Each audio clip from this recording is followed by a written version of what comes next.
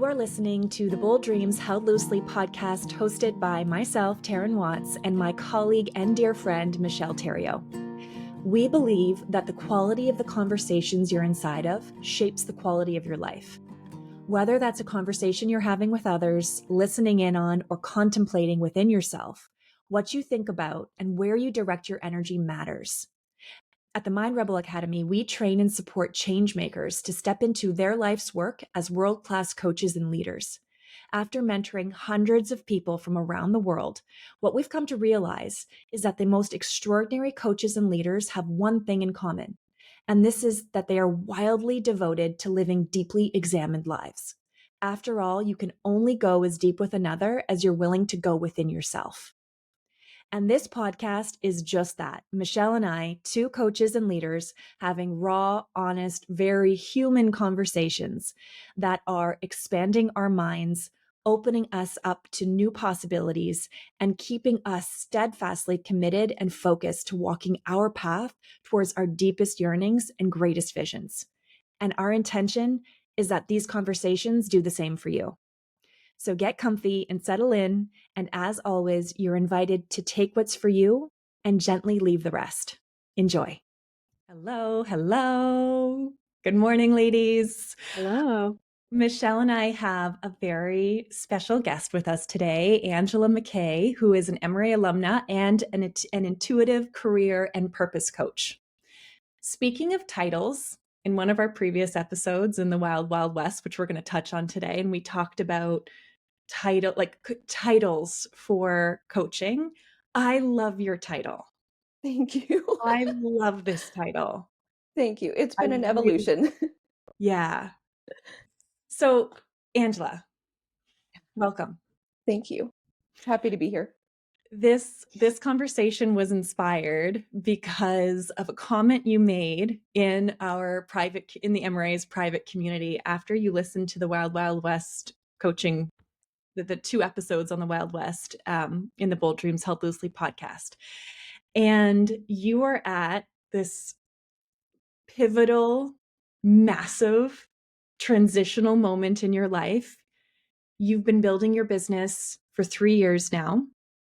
And on Monday, so a week ago today, you put in your notice in your corporate job. And at the end of January, you will be a full-time entrepreneur. Yeah. Yes. Well, and like to add, I've been with the company for 25 and a half years. Wow. I started there when I was 18. Like I've grown up there, literally. Like most of my major life changes have been while I've been within within those walls. So to say goodbye and to say hello, it was really difficult. That was a very difficult day, a very difficult day. So it's just like I've got all of the feelings going on at one time every day. So yeah. So then in the midst of that transition, you're listening to the Wild West coaching episodes, and the comment that you made that intrigued Michelle and I was, oh my gosh, this episode is poking at all my shadows. It's poking at I think you were talking about, money and high ticket offers and just being a coach, doing the transition and being a full-time coach as an entrepreneur. It was poking at all the shadows. And we thought, oh, let's get Angela on the show and let's talk about it. Yeah. So in the MRA and in my coaching program, I do use the MRA program. Yeah. So I'm very in tune with it, both through school and through coaching.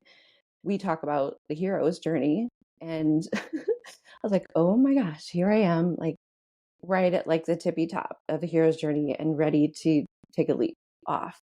And I actually listened to the episodes, both of them, before submitting my resignation. So, I mean, I was still in that place where I had decided, yes, this is what is right for me. This is what I'm going to do. And as I'm listening to the episodes, it's just like things were being thrown at me to consider.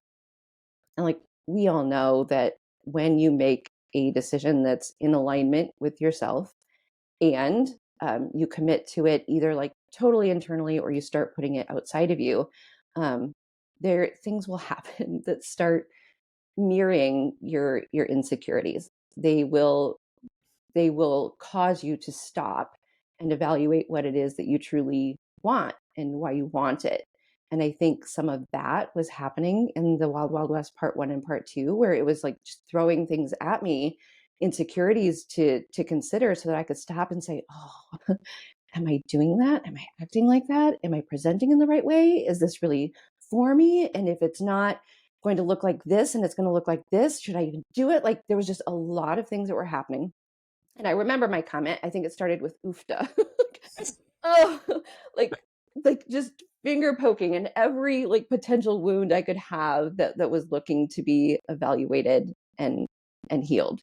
So yeah, you guys, you caught me at a very pivotal moment where I'm jumping into a journey of uncertainty that I help coach people through all the time. And I believe that one of the ways that I best coach and present myself in the world is I do so by experiencing the things myself. And then the people see where I'm going. So I almost feel it's like, I don't know if you're familiar with the Hunger Games. It's like it's kind of like the sacrifice of myself into these experiences so that I can carry on like my purpose and mission in the way that it's meant to be carried on. So yeah, where I mean like where do we start in that Yeah, where do we start? conversation? Okay, so yeah, what was the first big kind of finger poke that came up for you? Okay. Okay. It's like they all came up at the same time and just hit me. So I'm going to start with the high ticket offers conversation. Um, Michelle, I remember you talking about it was either in one of those two or in the most recent one. I think it was in one of those two, like a coaching experience that you had entered because you had learned what coaching was and you loved it. And there was this coaching program and you said yes without like really evaluating it. And you got into it and you're like, this is not coaching. This is not what I expected to experience. So it's like, as I was thinking about high ticket offers, that's a very common thing to talk about in coaching Yeah. because generally speaking, a coach offers some kind of beginning to end program. Because while you can get breakthroughs in a single session to like experience true transformation, there's a repeated process that's happening through that and an opening up of your limiting beliefs and like integrating your new beliefs. There's a process that happens. The lingo around that is a high ticket offer. And I've heard that in so many different circles that I've been in, or coaching groups that I've been in, or business groups that I've been in. And I just kind of see it as, a couple thousand or more. A couple thousand and coaches charge up to hundreds of thousands and Hmm. up for their engagements. So there's that high ticket offer. And I cherish coaching so much. At the core of my being, I am uh, a space holder. I've always been a space holder. Like people just know that they can come to me and like I hold this really safe and non-judgmental space for them to be in. So when I start talking about my coaching in the way of high ticket offer, and then I hear on the Wild Wild West, like, coaches and high ticket offers. And I think that's not the future of coaching. And you'll see that like start to fall down. I'm like, you'll see it start to fall down. Like, I'm just like, I'm going all in on it, just starting on it. Like, what do you mean it's going to fall down? So like right there, I'm starting to get towards that. Like, I don't know what to do with that. I was like, no, like that was one of those moments of like, okay, I have to like center in on what's being said here. Yeah. Like, sure, the offer that I have. So I help mid-career professionals to love their job by living their purpose, is what I say. And my program is called the Work with Purpose Roadmap. So sure, there's a claim there that you'll love your work more by going through this program. So I had to think, what am I promising to somebody that they will see as outside of themselves versus the true root of coaching, which is unearthing what is inside of yourself. So for a moment I had that ick of, oh my gosh, I'm that person that's selling that offer like Michelle entered into. That's not what they expect. I had to sort through that. No. Because like when I sit down one-on-one with somebody on a consult, I mean, the foundation of the program is the MRA teachings, which are all about coming home to yourself. Yes, it has teaching and it has coaching. Mm-hmm. So it does share those two hats. And then I have my purpose coaching that's on top of it, as well as tarot reading. We haven't mentioned that yet, but I'm a tarot reader as well, and I integrate that into my coaching. These are all different modalities. But I had to have a moment with myself of, yes, high ticket offer, but it's an offer that I believe in so much that I know that anyone who is aligned to working with me will benefit from this program. I also know that when they are inside of that container with me, we are going to do whatever suits them best. And if that means that one day we're not going through that teaching or something doesn't resonate with them, we're not using it or we're not doing that teaching. I know what happens in the container, so I can feel good about what it is that I'm putting out and not worry about the ick of high ticket offer that came up and that got spoken about. Can we unpack that a little? Go ahead. Michelle, I can go. You go. Yes. So I I didn't know I what to say too. I'm having so many questions, so many thoughts. So first, can I just preface it with it's really interesting to me because as a coach, Angela, like Taryn and I have both got to witness the way you hold space and the type of coach you are. And my mind is fascinating. Like you embody what we hold so precious in coaching. Like hands down, easy. I would hand you my thousands of dollars tomorrow. You'd be on the top of my list. I'd be like, hold me, and I would feel so safe. And so I'm fascinated that Mhm. you could hear yourself in what we were talking about, you know? So I'm curious what, and okay, so, and here's one more thing. Um, you know, it's, what is it about like high ticket offer? Because in my mind, I would happily pay a good coach all my money, you know, to have space held. So what do you think it was? What was your particular soft spot that made you hear yourself in that? Good question. It's likely just the work that I've been doing to really set myself up to transition from being an employee to being an entrepreneur. And in that, I mean, I've worked with a business coach and I've been in a mastermind with other amazing soul led business owners.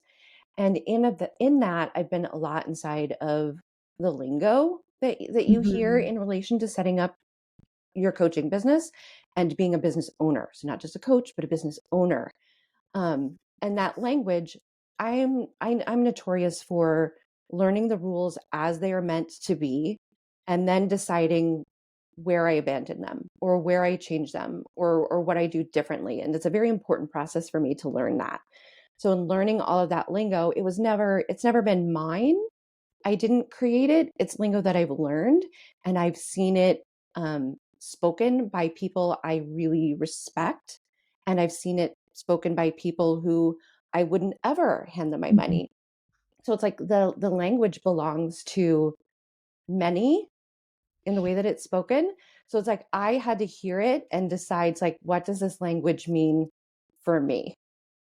And I mean, ultimately, it fell on the side of those who I've heard it from that I respect their businesses. I respect how they bring in their clientele and how they treat their clientele afterwards.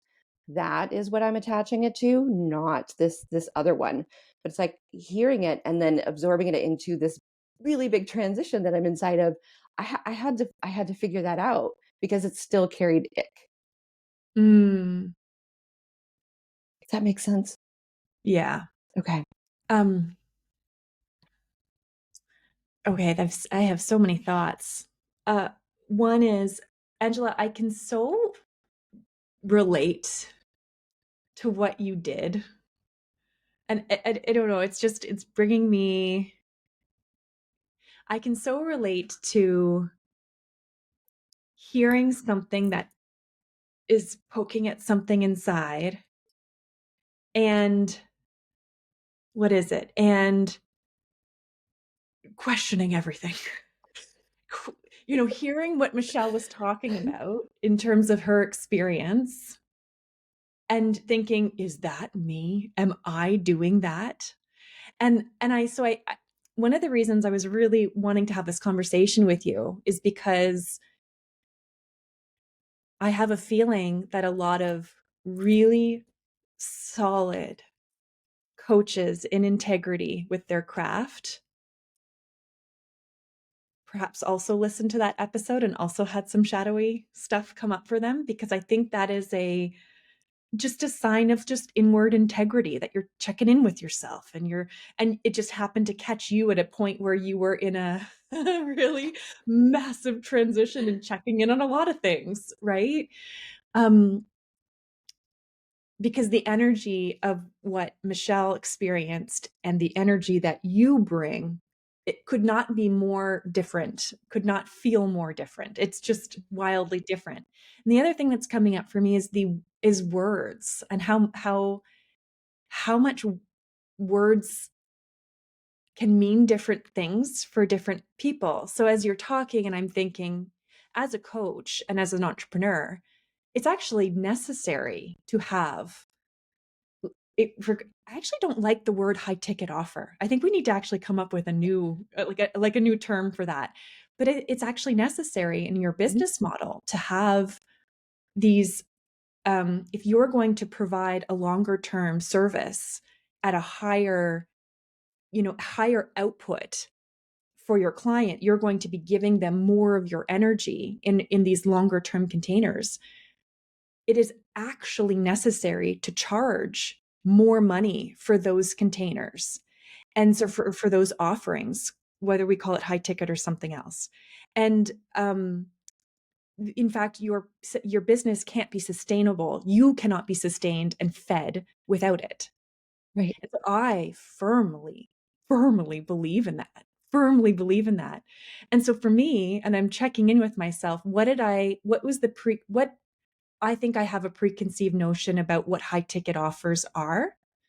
And to me, and maybe this is based on my own past experience, but high ticket offers, I have this icky feeling about the term, the words, because of perhaps again past experience for coaches, mentors, whatever you want to call them, charging an a, an a, an unfathomable rate, like really an unthinkable rate for not a lot in return.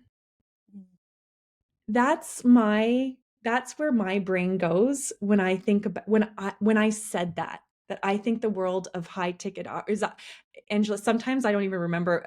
We were telling you this earlier before we jumped on, Angela. Sometimes we don't even remember what we said. But yes, I do think that is what's going to crumble in the new world.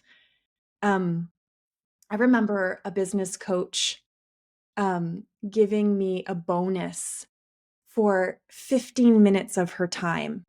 And she told me that this bonus was for signing up for a big offer.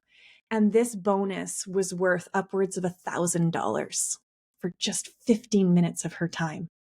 And I thought, like, for 15 minutes, I couldn't even get my words out. I was so stressed out for those 15 minutes because I'm like, well, this is $1,000. Like this, I didn't pay that, but it was a bonus, right? And it was just like, you can't possibly understand what's in my heart in 15 minutes. You can't possibly give me business advice in 15 minutes because I can't even communicate what I'm thinking in 15 minutes. It's that obscured, like, value for output, that's where my brain goes when I think of the term high ticket offer. And that's based on my past icky experiences. Yeah. Yeah. Angela, what did you have to do? Because again, I think, Taryn, I think you're right that probably a lot of people heard, whether it was exactly what we were saying or not, some keywords triggering some internal things and going, oh, am I bad? Is this bad? Um, so what did you have to anchor into internally to get yourself from the self-doubt to, oh no, wait a minute.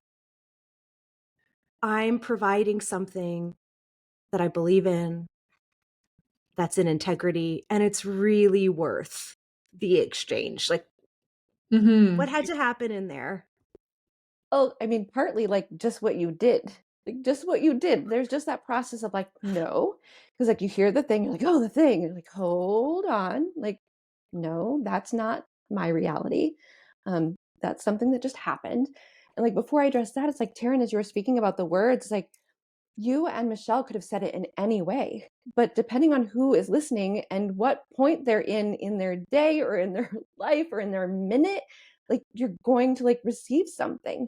And I know, Taryn, you've talked about it before, and I have a similar thing of like this, that like fear of being misunderstood and that being a growing edge. And just having to accept that people will hear things and process them based on whatever they're inside of. And sure, that might mean that they misunderstood. I'm using air quotes. I forget, podcast, that you're being misunderstood. And that's okay. Because like they are just sorting through all of the muck that they need to sort through. And that is their path right now. And it's not yours. But like Michelle, coming back to like anchoring into that, I did quite a bit of work in putting my program together.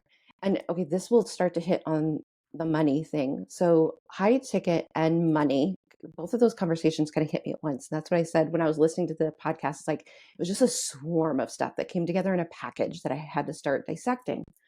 I did a lot of work to ensure that the program that I was offering was balanced, that it was long enough and spacious enough that people would actually get something from their investment. Because I know I've seen like a motivational speaker before and I feel great and I've got tools to go and integrate in my life, and then I don't, like I can't even remember what those motivational speeches were about anymore. So my package is 5 to 6 months long. We meet every 2 weeks. There's check-ins and integrations in between. Like it has a lot of space to move through because I don't want quick, I want integrated. So I had started a spreadsheet, and this is where it's kind of money crosses over. If I'm going to transition from being employed to being an entrepreneur, I still want to be able to live. I still want to be able to provide for myself and my family. That means that I need to replace my income. And as a coach, I think I won't speak for all, but I think most have to go through a process of separating their service from themselves. And I know this came up too. Like, I feel like my service. My company name is Angela McKay LLC. It's my name. When I am promoting, I'm promoting the service that I offer, that I offer. I'm the coach, I'm the teacher, I'm the consultant in that situation. So it feels like I am charging a money for myself. So there's a process you have to do of separating that. Like, this is a service that I'm offering, just like any other service or any other product. Just because I say no to a service or product does not mean that I despise the person who's behind the service or the product.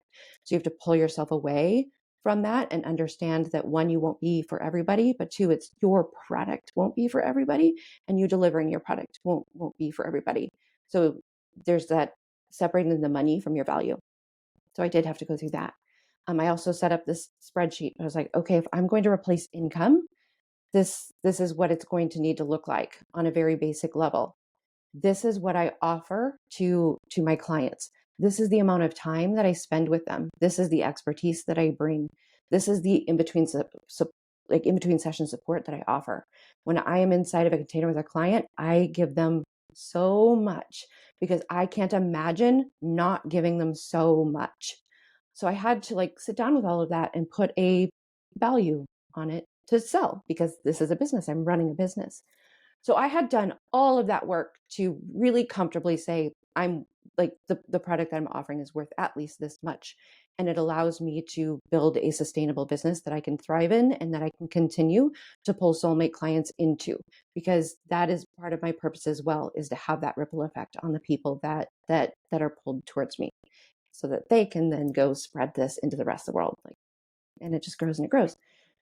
So in a flash, I had to like kind of go back through that process of, I am getting hit with these things that make me feel like I'm maybe like putting something out there that could be misconstrued as ick, high ticket, rather than high ticket is just is an offer that you put together in your business that allows the client to thrive and allows your business to thrive. As well as like, who am I? How am I worth any of this, and fill in the blank, and putting monetary value on that. Like, I had already done the work to feel very comfortable about what it is that I bring and what it is that I need if I'm going to make this work and I'm going to reach the people that I want to reach. So it was like a flash in the pan, but it was like full of all of that because of work that I had already done before feeling about what I'd heard. From two people that I like love and respect and appreciate so much. Like, that's what's funny, is like the stuff that you hear that like causes that internal thing, it can come from anywhere. Like, people Mhm. expect that it comes from somebody that rubs you the wrong way. Yeah. No, it's just words that like universe delivers to you on a silver platter to deal with, because you're going to need to deal with it if you are going to grow. Like, what a cruel joke. What a world.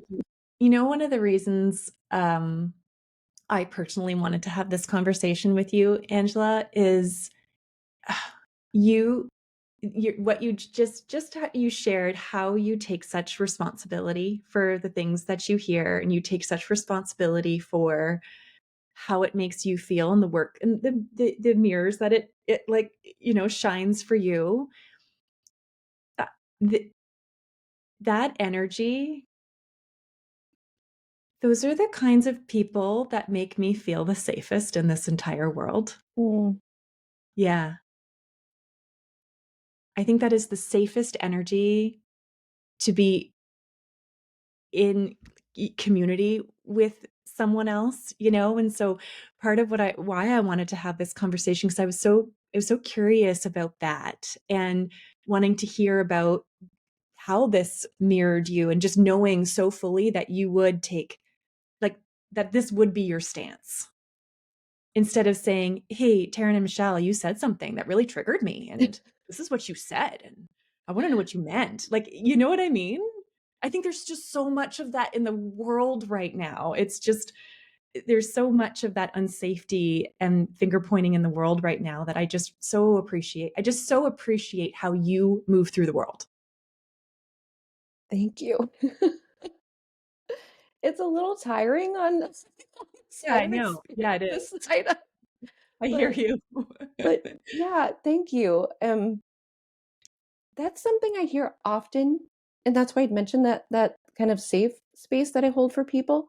Um, I think it's because I look at myself so deeply, like we talk about being deeply reflective, and I do look at myself so deeply, that I draw in people who are also called to look at themselves so deeply. And I've noticed that being someone who is deeply reflective, it can trigger other people around you, because they're not in a place to be as deeply reflective, and they might be more in a place of, they then see that as something that it's not, or they do want to point a finger. Um, the clients that I call in, of course, are deeply reflective, or it wouldn't work out. But like, something that you said reminds me of the concept that we have, is that, holding yourself and others whole and capable and resourceful and creative. And that sometimes means that if somebody says something that upsets you, there's a moment to like look at yourself, to see, like, why am I being upset? Is it something that they did? Is it something that I felt?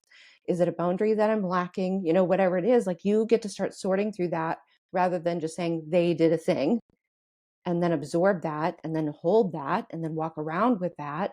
um, I'm kind of going off like a bit on Mhm. on a tangent at the moment, but it's in that space of holding yourself and other people whole, that you get to choose to evaluate why you felt a certain way and then what you do next about it. So I didn't point the finger after listening to the 2 episodes. How dare you guys? How dare you say that I can't make money? That's not what you said. That's not what you said. You all said that you want really great coaches out in the world doing this work, is what you said. So yeah. You know what's really funny is that I don't remember all the details of what we said, but I think vaguely, one thing that I think we shared was, if coaches who are out of integrity, not even offering coaching and just, doing their thing that doesn't feel so great to people, if they can be really wildly financially successful, then the coaches with integrity, you know, they can do it too. And how wonderful. And to me, you are the epitome of the profoundly beautiful coach with so much integrity and so much to offer. You're the epitome. I'm almost seeing like this wave of integrity and coaching and holding space, like flooding into the world. And you're like at the crest of it over here. You're like on the leading edge here, feeling your feelings, doing your internal work, shifting, anchoring into this new paradigm. And what's really occurring to me, if you, who to me are the epitome of everything I hope for the coaching industry, if you are having to confront all of these feelings and transmute all of these things inside of you, it must be true for a big portion of the rest of the wave of coaches moving into the world, into this, in this intersection of where sacred coaching meets making money, out in the world. And it's so clear because I know you that any of your internal stuff, that's your work to sort through and release what's not yours. And it doesn't point at, oh, Angela, you have blind spots that you need to fix. Like that doesn't equal that, right? Mm-hmm. So I'm really curious about what are the other things, because I bet you there's thousands of other people who felt this same one. What else? Like, what else are the things that you're on this, the crest of this wave, confronting and feeling and sorting through? What else is there? What else? First, an observation as you were talking through the coaches who are operating out of integrity, and I'll use air quotes again on coaches who are operating out of integrity, and wanting more coaches who are operating in integrity to be in the coaching space. I'm going to just venture a guess that the ones who are operating out of integrity aren't doing as much of the deeply reflective stuff. They aren't maybe caring as deeply about what it is that the client is going to experience and walk away with. Like, I want to ensure that the value that I'm bringing is matching the value that the client is walking away with, assuming that they're inside of the container doing the work, to see that value. So those who are operating in integrity, it's almost like our road is a little more difficult because we are asking ourselves those questions at every turn to ensure that we are in alignment with our values and with the value of coaching. So it's a slower road because we do feel the need to like make all of those things right before we get there. So perhaps we're all getting there, just not as loudly and as quickly as some of the ones that came into the forefront. But something else that came up while you were talking about that is that like pure integrity of coaching. That's another shadow that got poked at when I was listening to the episodes, because I hold coaching in such high integrity in my container, but it does have other elements like we had talked about. So there is teaching. So the MRA format does come with teachings. There is a little bit of consulting that happens. There's also the tarot that's incorporated. So I have to be very clear when I'm operating in any one of those modalities. And I think that's what it comes down to. So I don't need to feel badly if I'm using any of those, meaning that I'm stepping out of coaching. So that must mean that I'm walking away from the integrity of coaching in this container. It's like, no, that does not Mhm. have to equal that. Like, it's crazy how many things in our mind we make like this must equal that. It's like who says that never equaled that? Um, so like in session, like at the beginning, I will ask before we go into a lesson if they are in the right place to move on with that lesson, or if there's something else that they'd rather discuss that would serve them. Sometimes mid-lesson, we find out that they said yes to moving forward with the lesson, but there's really something else that they're inside of. So we just set it aside and then we go into coaching. But it's very clear if we're teaching or if we're coaching. The same with if I'm mid-coaching and there is kind of something on the consulting side that I would rather speak to, then it's like a permission and a coaching hat off, consulting hat on. We have that conversation, then we switch back. The same with tarot. So I'm not a predictive reader. I can't tell you when you're going to meet your soulmate, but I can read like the energy around a situation and help you start to discern what your paths are from that. That is also a stepping out of the coaching. So it's like, okay, we're going to pull this card. We're going to have this conversation because here's this insight that's being delivered. And then we switch back. Okay, you've got this insight. Like, now what? Like, what are you processing from that? What landed? What didn't? What did that make you think of? So you're switching back into coaching. So when we talk about the integrity of coaching and how some people are not sitting in the integrity of coaching while they call themselves a coach, and I've had my own experiences with people who called themselves a coach, but were really just telling me what to do. I had to go through that. Okay, that's not what I'm doing. This is what I'm doing. And this makes sense. This is good for the program. This is good for my client. And I will be checking in the entire way to ensure that it's still good for them. And if it's not, then we're going to shift into something else. So integrity of coaching was one of the things I was like, oh my gosh, am I still doing that? Am I still doing that? Angela, how has learning coaching skills enhanced your ability to do tarot or to do consulting or to do your teachings? How has it enhanced it?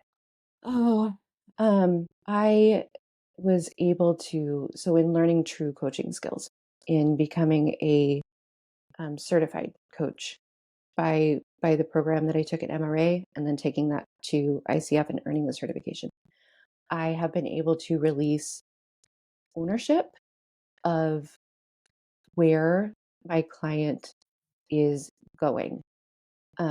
Prior to learning like true coaching skills, I had that uh, pleaser, fixer, saver Mhm. element to me that caused me to really grip what it was that the person wanted and try to get them there. And when you're trying to get them there, you're not holding them whole at all. Like, you are trying to create a path for them, and creating a path for them is not theirs and it's not yours. So it's just like this empty path that you've created that's for no one, because you were gripping so hard onto where it is that you think they should go based on what, like, the surface level thing that they said. And if there's anything that we've learned in coaching, it's like that surface level thing that they said, oh no, like, it's probably 3 layers deeper what it is that they actually want and why they want it. It's not that thing. So if we take the thing that they first say and we try to go there, we just like created another surface level thing to look at.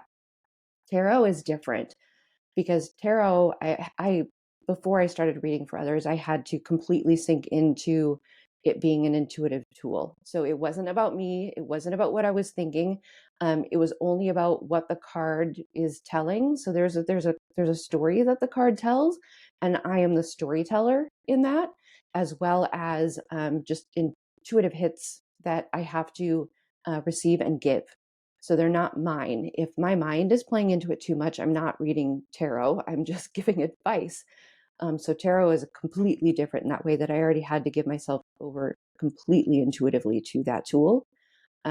However, tarot reading, like once I go through that, it lends itself to coaching. So that is where tarot, or where coaching enriched my tarot, is because it's not just a reading and here's your message, but we get to start pulling apart how they're receiving that message.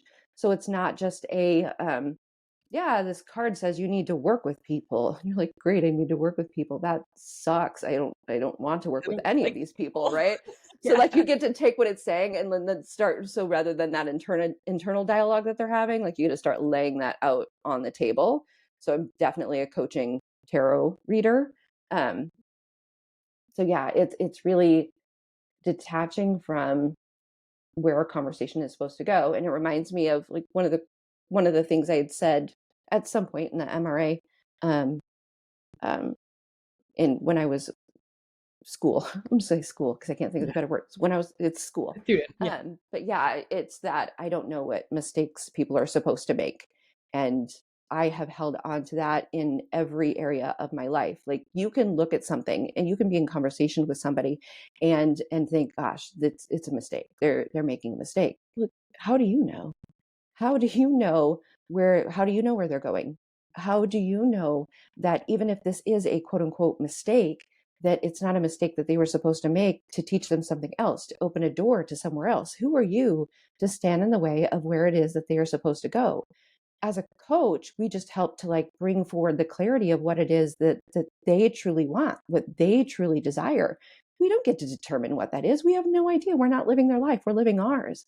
So you have to remove yourself from that. So learning the true skills of coaching, and deciding to go the certification path, was one of the best decisions that I made for all of it. It's like you can sit in complete silence with somebody and reveal so much more than you ever could in all of the advice that you would give previously, or I would give previously, I guess, not you. A true coaching mindset. I don't even know, Angela, I don't think we can actually take credit for entirely for like all of your coaching mindset because I remember you actually came in with y- you already had some coaching mindset in you because I don't remember the exact words, but I'll never forget. It was before the program began. I don't know if it was like just some kind of open session. I don't exactly remember, but I remember I didn't know you yet, and I was asking you questions, and you were saying something that I was like, "How is she so wise already?" And I think I asked you, like, "Why are you so wise?" And I don't know what the exact answer was, but I remember you said something along the lines of, all I'm doing is helping people. I think it was in relation to like tarot.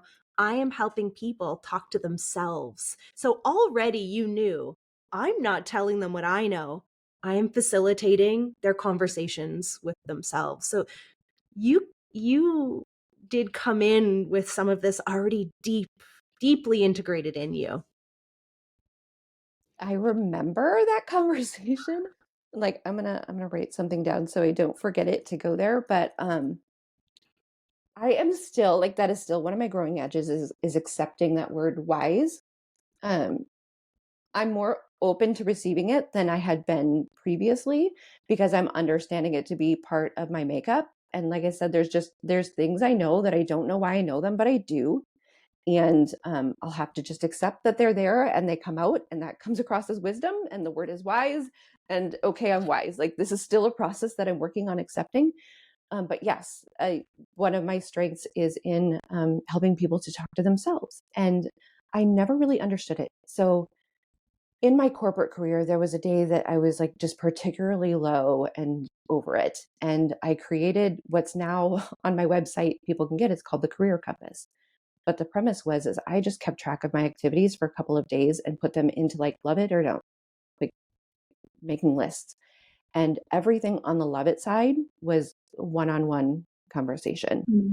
And I noticed like a theme in that one-on-one conversation is whatever people would come to me for, and they do come to me, I had no business knowing where they were going to go with it because I also had no expertise in what it is that they were talking to me about.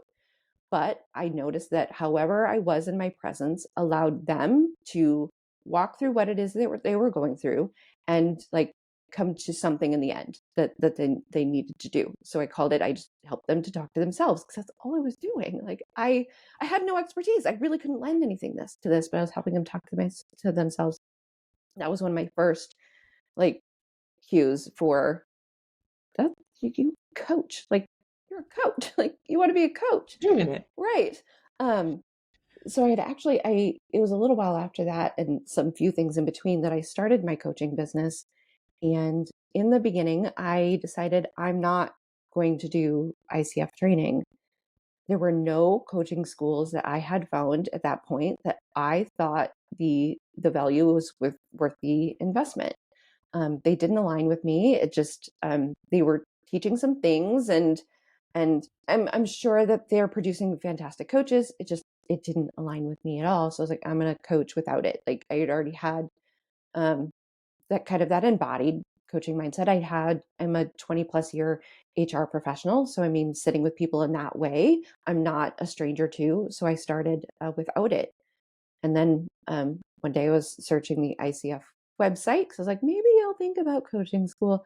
So I was searching and I came across MRA that way. I had not seen MRA from any other thing. It was just a random search on the ICF website, and everything aligned. I was like, okay, I'm going to do that, like ICF accreditation. Another part of why I didn't, that's coming up now, is I was so tired of feeling like I had to do a thing to become what I wanted. Like I had to follow a path. I had to have the credential. I had to take the steps that people think that I should have in order to be taken seriously. So like there was an element of, I don't want to. Like I'm so tired of I have to, and I don't want to. And I don't have to because it's unregulated, right? So you didn't have to. However, another thing that you guys talked about in the Wild Wild West part 1 and part 2 was the being certified and where the industry is. So like I'm on the fence about whether it should be regulated or not. I know some fantastic coaches who are not accredited by the ICF that deserve, like, take money. Yes, please, because they are just fantastic coaches. However, I don't think that's the norm. I think generally speaking, you will find more high integrity coaching in those who have at least had like the education. They might not have gone to Right. ICF for their accreditation, but they've gone through that education to really embody a coaching mindset versus those who have not. Because in those who have not, I think you do see a lot more of because like, let's get real, majority of coaches do have that piece about them that like people just have come to them and they want to get advice from them and they want to be helped by them. So you have that piece of like, well, I'm really good at this. I'm really good at helping people. And so much of it is in the advice space that until you go through that coaching education, you don't truly know what it is to just sit and be quiet and detach from the outcome of where someone is going. So I could have coached without it. I am a 1,000 times better coach having gone through that program to learn what like the true integrity of coaching is. So in the podcast, when we were talking about like regulation and certification and that sort of thing, it was another one of like, had I not gone and got my certification, that one would have like been pulling me wide open. Even if I considered myself a fantastic coach, it would have been like, oh my gosh, that's a thing you're supposed to do. It's a thing I'm supposed to have. Like that's what people see as being respected. Like you cannot, well, I'm sure somewhere, but the majority of corporate coaching, they're going to require a certification of you, as they should. So I don't know where I stand on the regulation of the industry. Like I said, I can see both sides. I just know me personally and the coaches that I surround myself with, going the certification path, leaps and bounds better coaching than I've seen outside of it. Which kind of loop back to like Michelle and your experience. It's like that was being marketed as coaching, but that wasn't coaching. That was someone who had a fantastic life experience that perhaps other people could benefit from, but not everybody. And if you were somebody that didn't benefit from it, there was no space to be held, to be coached towards what it is that you actually wanted. Yeah, exactly. So much about entrepreneurship, okay, so there's coaching skills, and then there's the business, like the business aspects, so different, right? There's such a different skill set, being an entrepreneur and being a coach. So much about, and we touched on this in an episode that Michelle and I just recorded around vocation, but so much about entrepreneurship and business for me has been finding the corners, clearing the cobwebs, doing my work, clearing the way, finding the limiting beliefs, and then just step by step by step. And just to your point earlier, Angela, about that sometimes being like it could be a longer process, a longer stretch. It's probably not going to look fast and furious. It's a little bit longer. It's just like one solid step in front of the other. I really do believe that we cannot fail in that, if that is our business strategy. If we just commit to one step at a time as entrepreneurs, looking at the thing that's creating the thing inside of us, whether it be the limiting belief about money, the icky feelings I'm having about, oh, do I need accreditation or not, or whatever it is that's coming up for you as an entrepreneur, and being with that, sitting with that, feeling your feelings, doing your work, coming to your solutions, taking those brave steps forward, whatever that might be for you, and just like step by step by step, that is the path. That is the business strategy. And as long as we just commit to that and just like never give up on that, I don't think we can fail as entrepreneurs. We might not get where we thought we were going to get to in the time we thought we were going to get to it, but we're going to get somewhere. We're going to get, and perhaps even to a better place and to an unexpected place. But it's just that, I think it's just that deep, deep, deep devotion to the inner work. And if we can stay so steadfastly committed to that, we can't fail. I agree. Um, there's a commitment to it as well. For a while, I was surrounded by people, and I think this was just the universe trying to test me again. I was surrounded by people who truly believed that there is no market for one-on-one coaching as it relates to like a coach helping a person. Instead, there's market for coaches who coach coaches. And I think you guys might have talked about this as well as in the episodes of like that's what it just turns into. So a coach, not this specifically, but you guys didn't speak of, but like a coach has a dream to be a coach, and they get the coaching skills, and they're a really great coach, and now they have to be a really great business person as well if they want to run a business. So then you hire more coaches because now there's a lot of coaches for coaching coaches on how to run a business. And on one hand, that's outstanding. I've used some, and they really helped me to get my mind around what it is to be a business person, because I had not run a business. I just wanted to coach. Like you'll hear so many coaches like, I just want to coach. Like, but it's like you have to want to coach, and you have to want to market your coaching, and you have to want to sell your coaching. If you're going to be a business person, like you have to want to do those things too. Otherwise, try to find a different path that just lets you coach. Those exist too. So like just let you coach. But there was that side of like, you can't be a one-on-one coach. You just have to be someone who coaches coaches, and then that's how you're going to make your money. It's like, no, no, that can't be true. Like I am a coach who is also now devoted to being a business person who wants to help people one-on-one, because that's what I love. And that's what I'm going to thrive on. And that does not mean that I need to take any of these other paths that everyone says I need to take to be able to then make money. Like, no, this can be true for me. So then there's that dedication and that commitment to making that true for you in that step by step that you take. And it has to be strong enough that you continue to do it. And I've also heard, well, it's so saturated. The market's so saturated. Well, okay. And there's still people out there that I would love to work with and that would love to work with me. So even if it is saturated, if I find them and they find me, then we're going to work together, and that's how this is going to be. And if you want to crush your dream because someone said it's so saturated, well, then perhaps this isn't exactly what you wanted. And some people will take that as a slight, like, oh, it's like, well, no, like, don't take it as a slight, like, sit with that, sit with that. Do you really want it or do you not?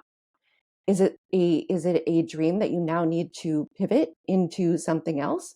Or does that just light the fire under you even more to keep going in the direction that you want to go? Like, it's really easy to get offended by, well, you must not want it, because there's like rhetoric out there of, well, you must not want it bad enough, right? Well, no, you can want it bad enough, but there are moments that you have to sit and say, do I actually want this badly enough? Do I want this badly enough that I'm going to learn how to market and to create content and to run a business? Do I want this badly enough? You can say no. You can say Mm-hmm. no and then Mm-hmm. do something else. And then that's not a failure. You're just going to do something different now. But it can be really scary to stop with and have those questions of, do I actually want this? Because the answer might be no. And that might mean that this thing that I've been doing for 3 years is quote unquote going nowhere. It's like, no, you learned a lot the entire way. And you now have a clearer vision of what it is that you don't want, which allows you to have a clearer vision of what you do want.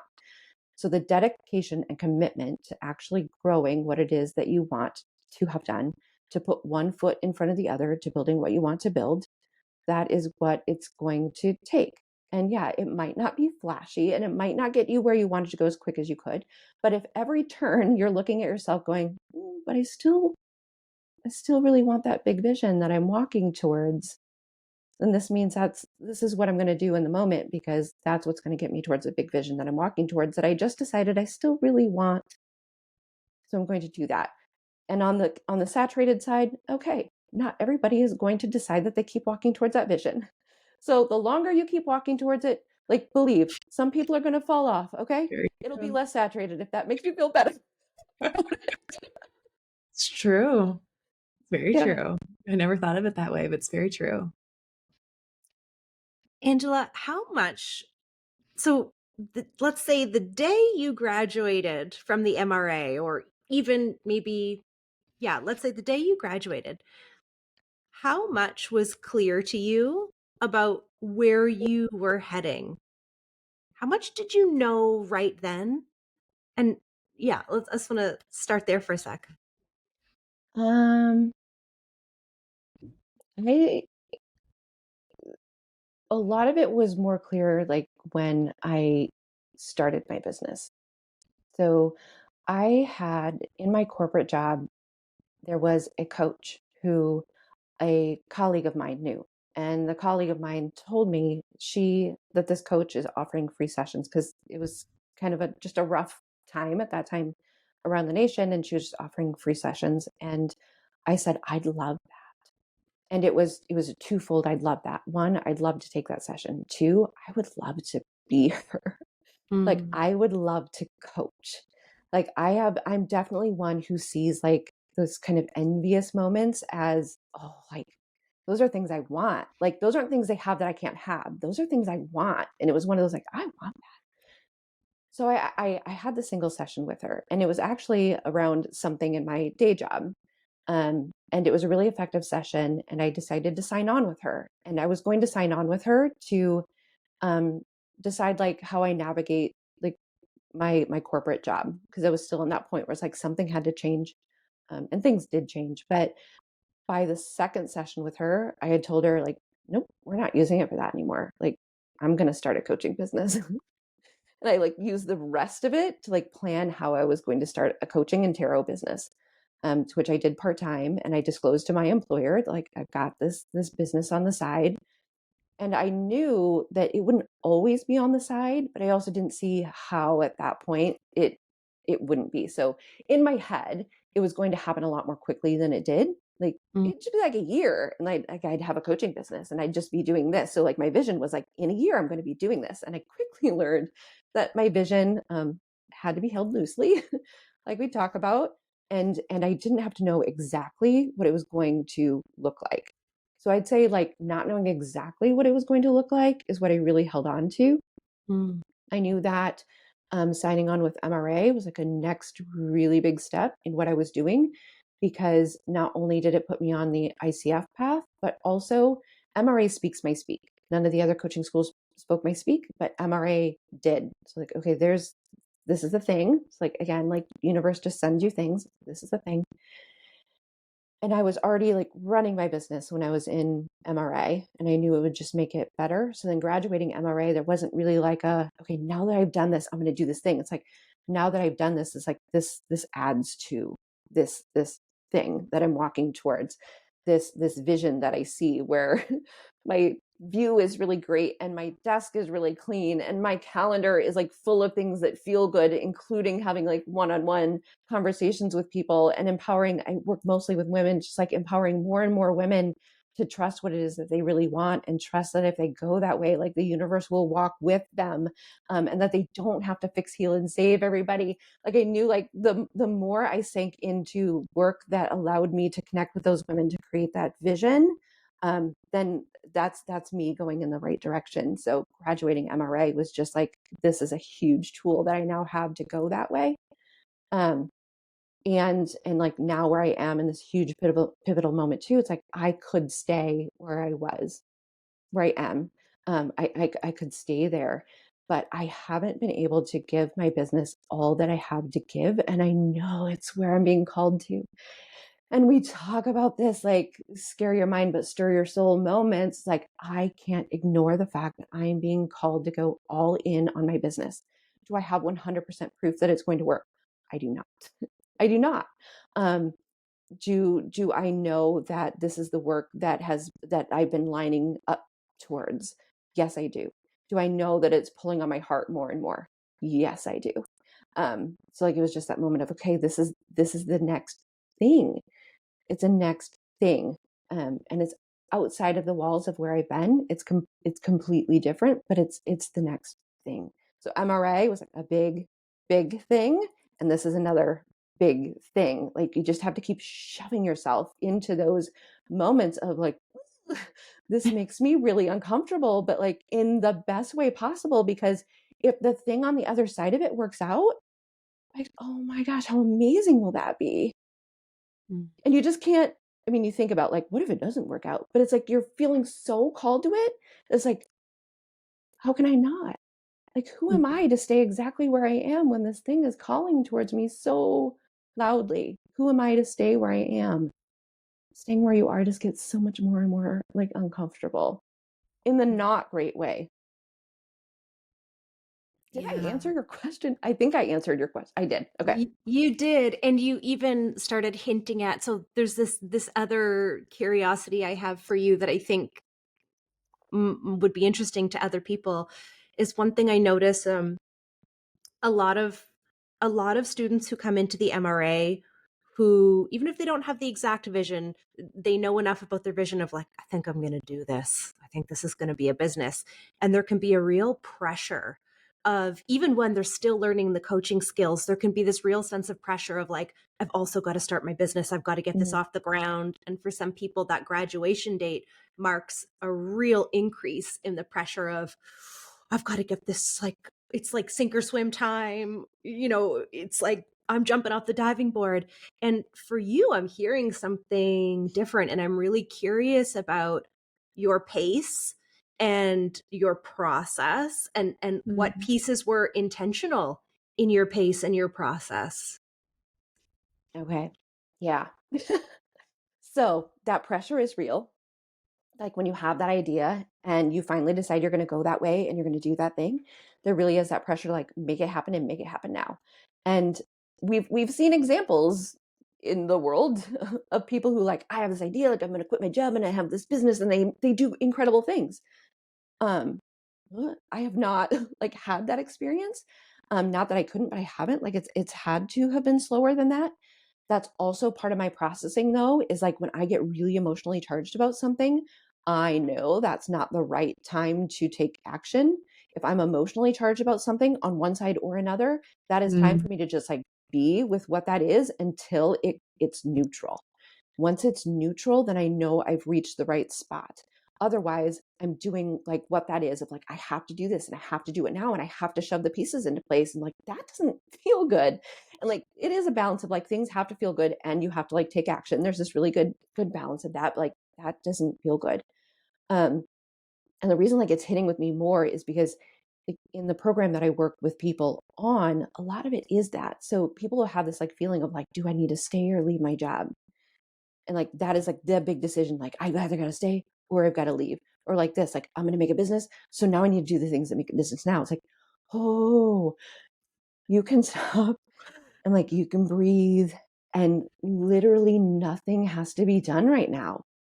Like when you have that realization of literally nothing has to be done right now, hardly ever is anything ever so urgent that something has to be done right now. It's just the place that you've worked yourself up into is telling you something has to be done right now. It's like you can step back and tell yourself, I don't have to do anything. Like I can sit right here in like the safety and comfort of this moment that I'm in, and I don't have to worry about doing any of those things right now. It's like that's been a really big part of my patience. Did I want things to happen right now? Absolutely, I did. However, there is a lot of opportunity to see meaning in the moment that you have. So, throughout my corporate career, I have been able to um, create positions that I served in the company. I think all but a couple of positions that I served in the 25 plus years were ones that were already defined. Most of them I got to step into and do what I wanted and create. And that's within the corporate walls. You can create the work that you want to do, whether you're inside of an organization or outside of an organization. So for me, being inside of one as I dreamed about my business, I had so many opportunities to use the coaching skills that I was learning. I had so many opportunities to make meaning of the work that I was doing in that moment, to like you talk about like the cobwebs in the corners of like really start to heal parts of myself. One of them was caring about what other people thought. Within the walls of the organization, I was able to do a lot of work about my focus on what caring what other people thought about what I was doing and where I was going. Had I not done that within the like walls of the business and within the position I was in, and I carried that baggage with me into creating my business, oh my gosh, that would be a completely different picture if I was still holding on so tightly to what people thought of me. Like I'm branching out into a more intuitive business. Like that would have been a lot of challenge as to what do people think about me as I'm doing about this. So there's like so much meaning that you can make from right where you are that is still working towards where it is that you want to go. I was also able to bring a coaching program into my business. So I created a coaching program from scratch because like, why not? Like I've got these coaching skills now. I know the power of coaching. I know how it can help within the organization. Why would I not do that here? And all of those were building blocks towards where I am now, where I finally said, okay, here we go. Like I have to let go of the shore. And letting go of the shore is so scary, you guys. Especially when, okay, do you know how many times I backed up and said, I don't have to. No one's making me do this. I can stay where I am. I don't have to do this. So it gives you that moment to breathe, but it also helps you to give the clarity of like, but I want to. Like, I don't have to, but I really want to. So that you've got like that patience, that process, that creation along the way, that making meaning of where I was is what allowed me to like build up the confidence and finally get to that moment of it is so scary to let go of the shore, but I can't imagine holding on to it anymore. Like I've held on to it in every way possible and it has all served me, and I don't know what is left here to serve me anymore. And like this next phase is here for me. So yeah, I don't know if I would have called myself a patient person, but I think I might have to, because there was a lot of patience in that, even in the moments where I did really just want to um, say like, I want my business and I want it now. Why isn't it here now? Like, isn't that the way it's supposed to go? You want something so badly and then it just starts getting delivered to you. Nope. You have to deal with all of the stuff, that needs to be dealt with in order for you to like fully step into that dream and into that vision. Listening to you, listening to you, gosh, it's bringing back so many um, feelings of when I did the transition and the way I prepared for that. I think we operate very similarly, Angela. I think so too. Yeah, because I hear you and I'm right, I'm there. I'm with you. I understand as much as I can humanly in my own lived experience understand, but um there's a quote and I don't know who coined the quote, but it's the quote that says luck is when preparedness meets opportunity. Mm. And all the things that you described to me, that's the preparedness. Um, but there's so much living in the preparedness too. It's using coaching skills in the ways you can right here, right now, and the job Yeah. you're in, and just getting the maximum out of what you can in with what you have right here, right now, while also visioning for the future and taking those those next steps to prepare yourself for that future, but being here so fully right here, right now. That's what that preparedness means to me. And I just hear it so fully in what in your process and the way that you've made this transition. And then life presents you with the opportunities, and as the way life unfolds and the opportunities emerge, or the right ideas emerge, or the inspiration, or the right conversation, or the person, or the client, or whatever it is, in that energy of preparedness. And to outsiders looking in, that could look like luck, but it's not luck. It's all the cobwebs that you sort through, all the limiting beliefs that you look at. This is preparedness. This is the work. And I think there's something to be said about that being a way. I feel that. Um, even when, so like when I was talking to one of my good friends that I work with, um, as I'm exiting, I did everything I could to set everything up so that my exit wouldn't have to be as disruptive as maybe it would have been another time. So like as far as my team and where everything is, like she called me conscientious, and I was like, yes, like if I'm going to make a big change, like I'm going to prepare as much as I can for that to be a big change, not only for me, but the people that matter to me. And in this like 3 years of business building and then taking the leap, like I thought like maybe my mom and dad and my sister would have some words for me about like, ooh, like, are you sure it's a good idea? They didn't. Like they're excited for me and they know that I wouldn't be doing this if it wasn't a good idea. The owners of the company that I work for are so supportive. And one of them had said to me, like, I'm not worried about you. Like, you'll make it. It's like, oh my gosh. So it's like all of that preparedness is what builds that foundation to when you finally decide to make the big move. There's something else that you said. It's like I do tend to like any opportunity that I can squeeze out of something, I'm going to. So like if I invest in something or if I'm doing something for free, like these are equal because like I'm just going to squeeze opportunity out of everywhere that I am. And that's kind of what it's been, in the organization as I'm working too. It's like there's so like anywhere you are, there's so much there for you. It's just recognizing what it is and how you can apply to yourself towards it. So that's why I talk about like being a career and purpose coach. I don't like help people with resumes and job listings. That's not what I'm doing. Like I'm connecting you to purpose, which you are then going to connect to every area of your life in a much more fulfilling way than you even knew possible.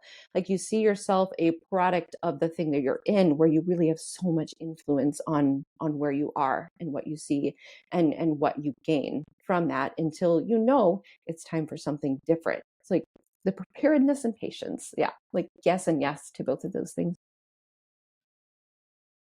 Yeah. And the commitment. That's what you said earlier. Mhm. And the commitment to keep going step by step by step by step, to pivot when there's an opportunity to pivot, to ask yourself the hard questions at every stage. What is it that I want?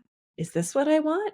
be willing to burn it all down if it's not what you want, you know? You get to change your mind. You get to change your mind, you Mhm. get to pivot, you get to grow and evolve, and the vision gets to become different. And that is all part of the process. Angela, what do you see in the Wild West of the coaching industry and world out there? I would like to see a greater understanding of what coaching is. I think it's still not totally clearly understood what it is to be coached, what it is to have a coach.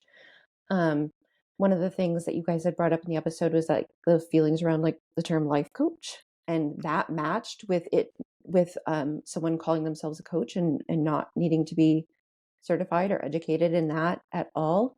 Um, I feel like that still does have a heavier weight than I would like it to have, of that connotation of, oh, they're going to be a life coach, and what that can mean. I think the more that we see it in organizations, I think the more that we have people talking about their experience with a really great coach, the more people will understand what it is to have a coach and to be coached. And when that can serve you in your life to shift your perspective. My first experience with coaching, I had never been held so whole. Like it was an ICF certified, she was an ICF certified coach. And she was so good at challenging my thought processes. So when I assumed something to be true, she revealed to me how that didn't have to be true, how there could be something outside of that.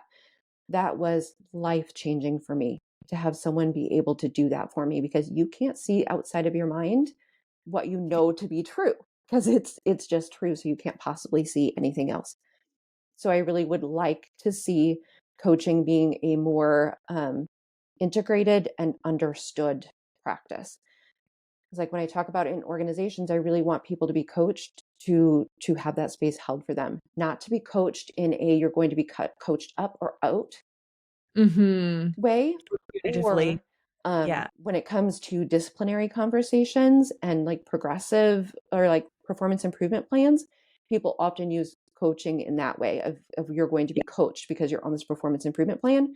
Sure, part of that is true, but I would really like for the term to be removed, so that we can hold coaching as a more pure word than the way that it's being used. So for me, I would just like to see coaching be highlighted more and more for what it is and what it's intended to be, rather than what people have seen it to be. It's either a fluke or it's a way to get you out of an organization. Like I want both of those to be removed, because those are not in alignment with the true integrity of coaching and how transformational it is. Mm. Like we say that as coaching, like it's so transformational, but people have to have that experience to really understand that it's true. How do you sometimes I feel like I try to grasp for the right words to describe like this is what coaching is and this is what it feels like, and sometimes I don't know if I ever quite grab the right words, or I think people are probably listening to me being like, she's full of it. How would you describe how do you describe to people what is this beautiful thing we're talking about? What is coaching? What do you do? How do you say it? How do you describe to people? Like the key word that comes to mind as soon as you were saying that is believed. Like when I was in coaching, I felt believed. Like I didn't feel Mm. challenged in what I knew to be true. I didn't feel challenged in the direction that I wanted to go. I just felt held in my belief. And then with the, being coached around limiting beliefs as I walked towards what I wanted, I was believed. I didn't have anyone telling me that it was the wrong way to go. So, like Mm. when I'm working with people, that's also very important to me. I believe them and their life experience. I'm not there to tell them you're going the wrong way, or you could do this, or you could do that. Like that's not my place. I believe that the experience that they are inside of is true. And like if I'm explaining what coaching is beyond believing you, which I think is so foundational, um, coaching is a way for you to sit in presence with somebody else, to exist in the way that you feel safe existing in no other area of your life. or at least that's, coaching for me, that you feel safe in being seen, you feel safe in being heard, so that you can speak in a way that I can hear you clearly and I can give back to you what you have said, so that you can hear what you're saying and you're thinking, so that you can choose if you want to continue to believe that or if you want to do something different, so that then you can choose your next action based on the insight that you just had. So it's a process and has everything to do with them and a skilled coach to just keep, like I always say, I'm not a life preserver, I'm a lighthouse. I don't fix and save, you're not broken, I guide.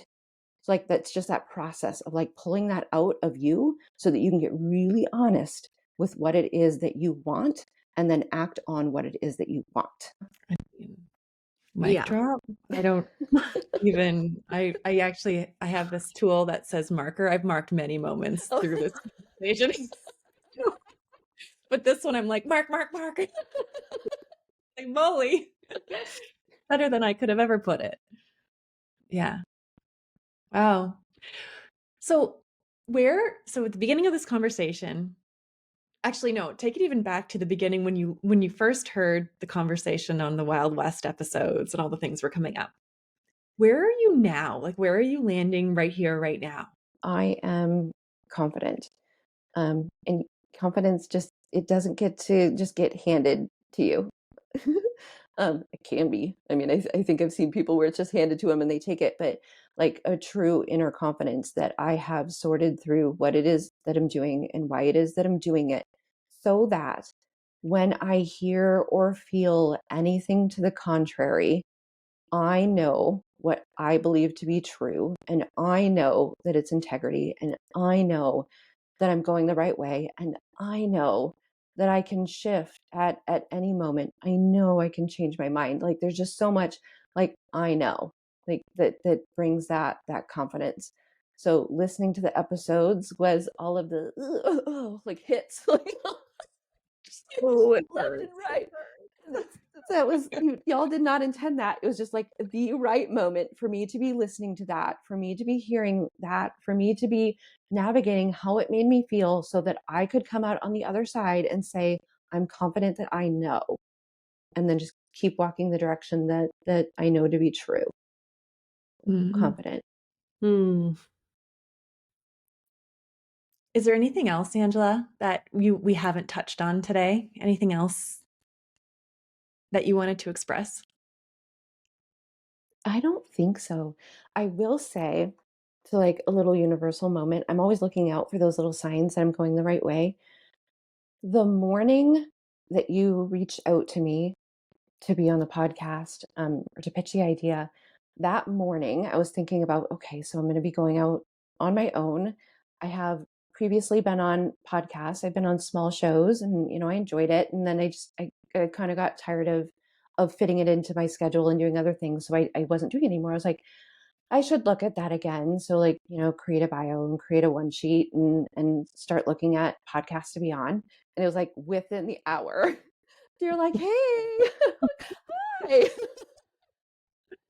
I mean, Wow. it's just like when we talk about like preparedness as well, it's like even in my mind, it's like, I am going to prepare to be doing this again. And even just the thought was like, okay, like here's an opportunity. You're going to be on a podcast again. So yeah, just Oh, wow. look for like, I think it's just so important to continue to look for those like little universal signs that just pull on your calling. They pull on your heart. They can't be ignored even if you try. And it's up to you if you do something with them or not. Yeah. Your timing was impeccable. That is one thing about you, Angela, is I always marvel. Like, to me, you feel so deeply connected to whatever whatever energy underlies all the things happening on the surface of the world, like whatever deep energy is there flowing through us all. To me, you feel so connected to it. And I feel that in multiple ways. I feel that in conversation and just like a deep resonance to like the core of what you're pointing at and saying. It anchors me down deeply into the part of myself that's connected. I feel it through I don't have social media right now. I'm having a little break, but the one thing I miss the most is your readings on social media. I can't tell you the number of times where I have sat back and watched and listened to you do a reading, and it's nailed the core of my experience. Not only that, but it's been like verbatim the conversation Taryn and I have just been having and what I'm most inside of. And here you are bringing the same thing. I don't know how you do it. I don't know what it is about you, but um you feel like such an open channel for something energetically deeper flowing through us all. I also don't know what it is. What happens? Um, but I know it's true because of the feedback that I get like that. Or feedback that I get of like it's calming. Like sometimes as frantic as I can be, it's surprising that people feel calmer in my presence, but I'm like, okay, I'll take it. Or I've heard a number of times I feel better after talking to you. I'm like, oh, Mhm. okay. So it's like you get that like feedback from people that's like you just have to believe it's true because you hear it so much. But like as you say that, I'm so often I'm deeply rooted in like love and hope. And I truly believe that at the end of the day, like there is just like a flow of love that runs through everybody, and they might not be connected to it, and they might not see it, and they might not be open to it where they are on their journey now. But like all of our journeys are just leading us closer and closer to that. And if I believe that to be true of myself, and I believe that to be true of everybody, it just lends like a sense of peace and calm to me because I know that even when things seem the worst, like the best is under there somewhere. Mhm. Like that's what I'm rooted to. Any chance we could close this session off with like you pulling a little card? I could totally do that. I Okay. could totally do that. I always have my deck right beside me. I figured you would. Is there anything in particular that you're feeling called to have a card pulled for? Michelle, anything for you? Oh, there's like actually many things. But because it's all of us, what's a point of intersection for all of us? There's what's what's a point of Mm, intersection for all of us here? is it, you know, having that next bold dream on your heart and the process of walking towards it, the process of holding it loosely, Okay. kind of anchoring into the energy of this entire podcast for whoever's listening? I love it. Okay. Does that make sense to you, Angela? Yeah, I like to write down what I'm asking. Okay, So I am just writing down like how to trust in your vision. that's a great one. Yeah, Okay. I like that one. Yeah, how to Yeah. trust in your vision. So there's a little thing that I say, but you don't see it like on the Instagram videos, but I do like to do like a clearing as I shuffle. But I just ask for clear energy from crown to root, reach a crown, an open heart to receive messages and the guidance and intuition to interpret them. And I ask for my guides to be present to help me interpret the message, and for the guides of anyone listening to help bring forth the message that they are most um, needing to hear right now. So we'll just shuffle and ask that question of how to trust in your vision. So us and anyone listening, just a quick insight into how to best trust in your vision. The Seven of Swords. So I'll show this on camera so that you guys can see it, and what an interesting card to pull, especially in this conversation. The Seven of Swords, like the thing that comes to mind for me first is like somebody feels like they're getting away with something. And as we were talking about like all the pieces of me that were being poked in that podcast, in those two episodes, it was like, oh my gosh, like what am I getting away with? How am I deceiving? How am I not being truthful? Like there's those pieces of you that you're going to have to navigate and come to terms with as you go forward towards your vision. Because one of the biggest questions I think that comes up as you walk towards your vision is, who are you? or how dare you, or who are you to do this versus somebody else, or this isn't something that I was ever able to do. What makes you think that you can do this?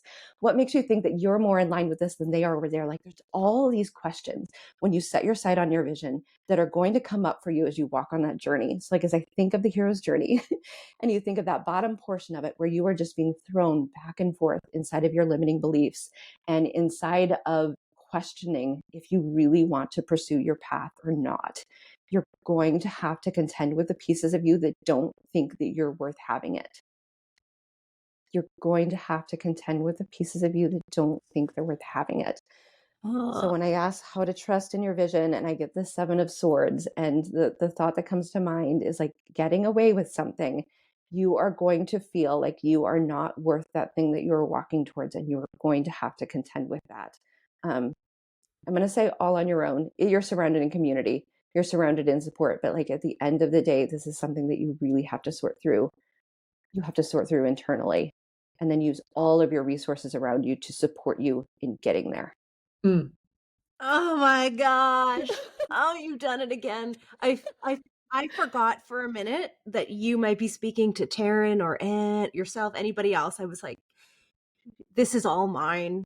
Every word of this is all mine right now. And I was like, oh yeah, other people too. Great. Yeah, okay. But that just it again, it hits so deeply and continues. I don't know. Taryn and I are inside of conversations, and or the last podcast conversation we just had, and you could not have touched the spot more directly for me. I'm so glad we pulled it. Angela, you are absolutely amazing. Thank you. And congratulations on this incredibly exciting next fact. We didn't even know. When I reached out to you, I didn't know. You just told us as we jumped on the podcast this morning before we pressed record. You just told us that you're leaving your job. This is you're heading into your final month of this job. And I'm just, we are cheering you on from the sidelines. Thank you. So looking forward to seeing how this journey unfolds for you. Thank you. I am too. I waited to tell you guys that information until now. Like, I have a habit of doing things like that. Very No, I'm very grateful to be here. This was perfect timing for me in this moment to come here and to have this conversation with you all. And I hope to, like you said, if I was inside of some of those thoughts, then rest assured that others are inside of similar thoughts like that. So I just hope that the conversation was helpful. Yeah. So Angela, anyone listening who would love to learn more about how you work with your clients, where can they find you? How can they get in touch with you? Yeah. So I'm in 2 primary places. So I have my website, which is AngelaMcKayLLC.com. And my chosen social platform is Instagram, which is also at Angela McKay LLC. So that's where I've got the card of the day tarot readings that Michelle is referencing, as well as any events or teachings that I have coming up. Awesome. So we'll put all those links in the show notes below this episode. Thank you. Thank you. Thank you so much, Angela. Yeah, you're welcome. Thank you. Thank you. Thank you so much for being part of this conversation. If it serves you, take a moment to contemplate what your golden nugget is from this exploration. And if you feel inspired, please feel free to share it with us in the comments of this episode on our YouTube channel. To learn more about the MRA and our renowned flagship Mind Rebel coach training series that begins once a year in the spring, please visit our website at www.themindrebel.com.